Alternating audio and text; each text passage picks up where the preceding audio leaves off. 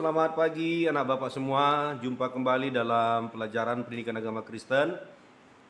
Bapak harap kalian semua dalam keadaan sehat, tetap semangat dan sukacita dalam pembelajaran daring. Oke, sebelum kita mulai pelajaran, mari kita bersatu dalam doa. Lipat tangan, kita berdoa. Kami bersyukur hari ini diberikan kesehatan, kesempatan, nafas kehidupan untuk kembali belajar daring. Tuhan berkati kami, bimbing kami pada pelajaran hari ini supaya kami bisa paham dan mengerti. Kami mulai pelajaran kami dalam nama Yesus kami berdoa. Amin. Oke, baik anak bapak semua. Hari ini kita masuk bab yang baru, bab 2 dengan judul Karya Penyelamatan Allah dalam Yesus Kristus. Adapun yang menjadi tujuan pembelajaran pada hari ini adalah agar siswa mampu menyimak kisah tentang penyelamatan Allah melalui Yesus Kristus, ya, supaya kalian bisa menyimak dan mengetahui bagaimana Allah menyelamatkan manusia melalui pribadi Tuhan Yesus. Nah, Allah hadir dalam Yesus Kristus untuk menyelamatkan manusia berdosa, ya. Jadi bentuk kehadiran Tuhan dalam suatu misi yang besar menyelamatkan manusia yang berdosa, yaitu melalui pribadi Yesus. Sebab manusia yang hidup dalam dosa itu adalah manusia yang hidup jauh dari Tuhan. Jadi kerinduan Tuhan itu dia maunya supaya manusia itu dekat kepadanya. Manusia itu memiliki hubungan yang baik dengan dia. Tuhan tidak mau manusia itu jauh daripadanya. Makanya dia datang ke dunia dengan satu misi, memulihkan hubungannya dengan manusia berdosa, agar manusia itu punya hubungan yang dekat, yang akrab, yang intim dengan Tuhan. Nah, harus diingat bahwa dalam kekristenan, perbuatan baik manusia itu tidak bisa membawa manusia benar di hadapan Allah. Kalau dalam agama lain diajarkan, gak apa-apa, lakukan banyak perbuatan baik, kumpulkan banyak pahala, supaya kita itu masuk surga. Ya, itu kalau di agama lain diajarkan begitu sah-sah saja menurut pemahaman agama mereka. Tapi bagi kita orang Kristen, perbuatan baik manusia itu tidak bisa membawa kita benar di hadapan Tuhan. Kenapa? Karena kita pada dasarnya itu manusia berdosa. Dan perbuatan baik kita, kata Alkitab, itu seperti kain kotor di hadapan Tuhan. Ya. Kita anggap kita sudah melakukan yang terbaik dengan usaha kita, tapi di hadapan Tuhan itu seperti kain kotor. Terdapat dalam Yesaya 64 ayat yang ke-6. Oleh sebab itu harus diingat, sebaik apapun manusia dengan usahanya tidak bisa masuk surga. Kenapa? Karena semua manusia sudah berdosa. Jadi manusia dengan segala daya upaya, dengan segala hartanya, dengan segala kemampuannya, dengan segala akal pikirannya atau kekuatannya tidak akan bisa membawa manusia itu masuk surga. Dan harus diingat, dosa manusia itu tidak bisa ditebus dengan perbuatan baik. Artinya, manusia tidak bisa membayar dosa itu dengan usahanya. Kalau hutang kepada sesama, kita bisa bayar dengan utang, dengan uang. Kita bisa bayar apapun di dunia ini dengan harta kita. Tapi dosa itu gak bisa dibayar dengan uang sebanyak apapun, harta sebanyak apapun, atau jabatan setinggi apapun. Gak bisa. Nah, harus diingat bahwa Tuhan kita itu adalah Tuhan yang Maha Kasih, dan di satu sisi dia juga Tuhan yang Maha Adil. Ya. Allah mengasihi manusia berdosa, namun Allah juga harus menghukum manusia karena telah berdosa.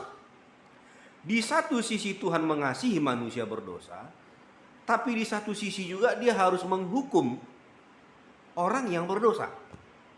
Jadi sepertinya sifat Allah yang Maha Kasih dengan Allah Maha Adil itu seperti bertentangan. Dua hal yang bertolak belakang. Tapi kalau seandainya Allah mengampuni manusia berdosa, ya seolah-olah kasihnya jadi nggak ada. Dalam Alkitab, dalam Roma 6 ayat 23 dikatakan, upah dosa adalah maut. Jadi orang yang berdosa harus mengalami maut, kematian yang kekal di neraka. Tapi di satu sisi Tuhan mengasihi manusia berdosa. Dia nggak mau manusia berdosa itu binasa, masuk neraka.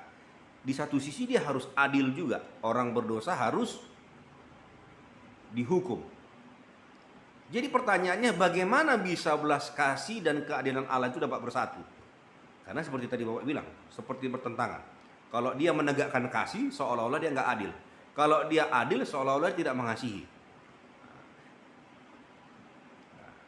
Ini dia, bagaimana caranya kasih dan keadilan Allah dapat diterapkan secara bersamaan. Nah ini, jika manusia dihukum di neraka karena dosa, maka penghukuman hanya membuktikan keadilan Allah. Kasihnya nggak nampak. Tapi kalau dia mengampuni segala dosa dan kesalahan manusia, maka pengampunan itu tidak akan membuktikan keadilannya. Ini seperti bertolak belakang. Dan kasih dan keadilan itu dapat bersatu jika ada pengorbanan. Jadi orang yang berdosa dihukum, tapi di satu sisi lagi dia mengasihi. Ini seperti ada ilustrasi contoh sederhana, Bapak kasih contoh ya, menggambarkan bagaimana kasih dan keadilan Allah itu bisa bersatu. Ada seorang jenderal yang lagi berperang dengan kerajaan lain. Jadi karena perangnya cukup panjang, menguras sumber daya mereka, termasuk makanan mereka. Makanan mereka terbatas, jadi mereka harus menghemat makanan mereka itu. Akhirnya raja keluarkan suatu perintah agar supaya makanan-makanan itu dijaga, jangan sampai dicuri. Karena kalau sampai dicuri, ada yang mencuri, maka akan diberi hukuman cambuk 50 kali. Rupanya selama ini ada begitu banyak kehilangan-kehilangan, pencurian-pencurian makanan. Makanya raja kasih dekret. Lalu minggu pertama aman, minggu kedua aman, minggu ketiga aman. Minggu keempat, pengawal mulai melapor sama raja. Raja, kita kehilangan makanan. Lalu raja kasih perintah, geledah semua kemah. Siapapun yang ketahuan mencuri, wajib dihukum cambuk 50 kali. Lalu digeledah seluruh kemah, pengawal datang melapor sama raja. Raja, ada kabar baik, ada kabar buruk. Kabar baiknya pencurinya sudah ketangkap, kabar buruknya adalah ternyata pencurinya adalah ibu dari raja. Waktu raja dengar itu, dia sedih. Kenapa? Karena dia lihat ibunya sudah tua. Kalau sampai dicambuk 50 kali, mati mamanya. Di satu sisi raja harus adil, yang bersalah harus dihukum. Di satu sisi dia harus membuktikan bahwa dia mengasihi ibunya. Kalau dia menunjukkan kasihnya, dilepas ibunya tidak dihukum, maka keadilannya akan tidak ada. Warga akan protes, ternyata raja tidak adil. Tapi kalau di satu sisi dia harus menghukum ibunya, bagaimana kasihnya sebagai seorang ibu? Akhirnya raja ambil suatu keputusan. Dia panggil algojo, cambuk, eksekusi. Cambuk wanita tua ini 50 kali. Jadi ibunya diikat, ditaruh ke tempat eksekusi. Ketika eksekutor mau mencambuk ibunya, lalu rajanya bilang, "Stop, tunggu bentar." Rajanya turun, rajanya buka jubahnya, dia pakaikan ke ibunya, dibilangnya ke ibunya, ibu kembali ke tempat duduk saya, biar saya yang dihukum. Saya yang menanggung 50 cambukan itu. Nah, di sini adalah contoh kasih dan keadilan Allah bersatu. Gambaran raja itu adalah gambaran Tuhan kita sendiri. Gambaran ibu tadi yang mencuri itu adalah gambaran kita orang berdosa. Ya. Di satu sisi Tuhan mengasihi orang berdosa, tapi satu sisi orang berdosa harus dihukum. Akhirnya rajanya yang dicambuk 50 kali. Begitulah Tuhan kita Yesus. Karena dia mengasihi dan dia juga maha adil, dia tidak mau manusia berdosa binasa. Dia yang menanggung hukuman itu. Dia yang berkorban atas orang berdosa. Keadilan tetap jalan, kasih juga tetap jalan. Sampai sini ngerti nak ya? Oke. Kesimpulannya, Allah mengasihi orang berdosa. Tapi yang kedua, bukti kasih Allah yaitu memberikan Yesus sebagai korban penembus dosa. Jadi anak-anak Bapak semua, sebagai orang-orang Kristen, Bapak harap kalian bisa menyadari bagaimana karya Tuhan yang begitu besar untuk menyelamatkan kita dari dosa. Hargai itu ya, dengan cara bagaimana hiduplah benar di mata Tuhan. Jadi pelaku-pelaku firman Tuhan. Oke, Bapak pikir itu saja, nggak usah berpanjang-panjang. Mari kita berdoa, kita tutup pelajaran kita.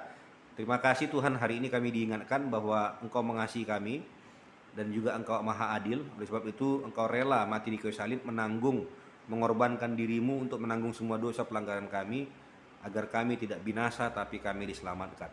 Terima kasih untuk kasih-Mu yang begitu besar dan luar biasa bagi kami. Hanya di dalam nama Yesus kami berdoa, haleluya, amin. Oke, baik. Anak Bapak pikir itu saja pelajaran kita hari ini. Tetap semangat, tetap antusias, tetap bergairah. Tuhan Yesus berkati kita semua.